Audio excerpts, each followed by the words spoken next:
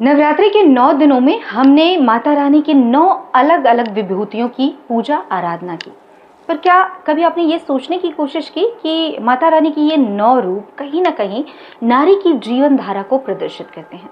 जी हाँ, जिस तरीके से एक नारी सबसे पहले एक पुत्री के रूप में अवतरित होती है, ठीक वैसे ही माँ दुर्गा शैल पुत्री के रूप में अपने प्रथम अवतार पे इस पृथ्वी पर नजर आती हैं। उसके बाद एक लड़की ज्ञान के लिए आगे बढ़ती है और एक विद्यार्थी का रूप लेती है, ठीक वैसे ही जैसे माता ब्रह्मचारिणी ने ज्ञान की खोज में कठोर तप किया था। उसके बाद वो विवाह की दहलीज पर पहुंचती है और माँ चंद्रघंटा के रूप में अवतरित होती है, माँ चंद्रघंटा कहलाती है। जैसे ही वो विवाह उसका हो जाता है वैसे ही वो माँ बनने के लिए कहीं ना कहीं तैयार होती है और देवी कुष्मांडा कहलाती है। जिस तरीके से माँ कुष्मांडा ने अपने मंद मंद मुस्कुराहट से इस पूरे ब्रह्मांड की रचना की, ठीक वैसे ही एक युवती, एक लड़की जो है वो विवाह के बाद माँ बनने के लिए पूरी तरीके से तैयार होती है और देवी कुष्मांडा के रूप लेती है। और जैसे ही कुष्मांडा के रूप में वो आती है, एक माँ बन जाती है और जब माँ बन जाती है तो स्कंद माता कहलाती है। माता स्कंद माता के रूप में एक नारी दिखाई देती है।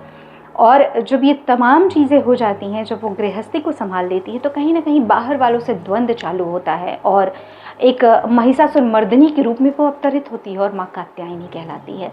जब बाहर का द्वंद्व समाप्त होता है तो उसके भीतर और बाहर एक एक्सटर्नल और इंटरनल जो फोर्स है वो काम करती है और उसमें द्वंद्व होता है। और जब वो उसमें विजय प्राप्त करती है तो देवी कालरात्रि कहलाती है। और माँ कालरात्रि के बाद वो जब तमाम चीज़ों को पार कर लेती है तो कहीं ना कहीं औरों के लिए, बाकी लोगों के लिए एक इंस्पिरेशन बनती है, एक प्रेरणा स्रोत बनती है और तब कहलाती है माँ महागौरी।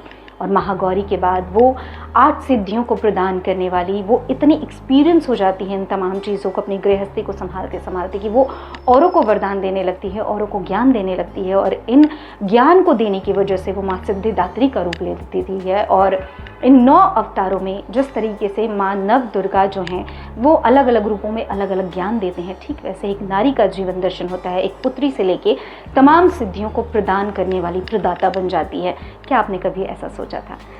इन 9 रूपों में हम माँ देवी की जिस तरीके से आराधना करते हैं, माँ नव दुर्गा की जिस तरीके से पूजा करते हैं, ठीक वैसे ही अपने समाज में मौजूद नारियों का भी सम्मान करें, तभी माँ दुर्गा का जो वो आराधना, माँ दुर्गा की जो पूजा है, माँ दुर्गा की जो आराधना है वो सार्थक हो पाएगी, वो सफल हो पाएगी। और माँ दुर्गा का आशीर्वाद आप तमाम लोगों पर, हम सभी पर सदा सदा के लिए बरसता रहेगा। इस विजयादशमी सिटी लाइव और पूरे सिटी लाइव परिवार के साथ साथ नेचर एक्वेरियम फिश मॉल की तरफ से आप सभी को happy Dussehra. Nature aquarium fish mall और गिफ्ट्स एंड वास्तु शॉपिंग जो है झारखंड का सबसे बड़ा फिश मॉल। यहाँ आपको मिलेंगे एक से बढ़कर एक विभिन्न प्रकार की मछलियाँ और एक्वेरियम्स। इसके साथ ही यहाँ आपको मिलते हैं पेट फूड्स और एक्वेरियम एक्सेसरीज के साथ ही तरह तरह की गिफ्टिंग ऑप्शंस और वास्तु से जुड़े होम डेकोर आइटम्स। तो अगर आप भी हैं एक्वेरियम और मछलियों के शौकीन तो नेचर एक्वेरियम फिश मॉल है आपके लिए बिल्कुल परफेक्ट डेस्टिनेशन। तो आज ही आए। This program is sponsored by Nature Aquarium Fish Mall, ground floor opposite Prabhat mall, Dhaiya, Dhanbad.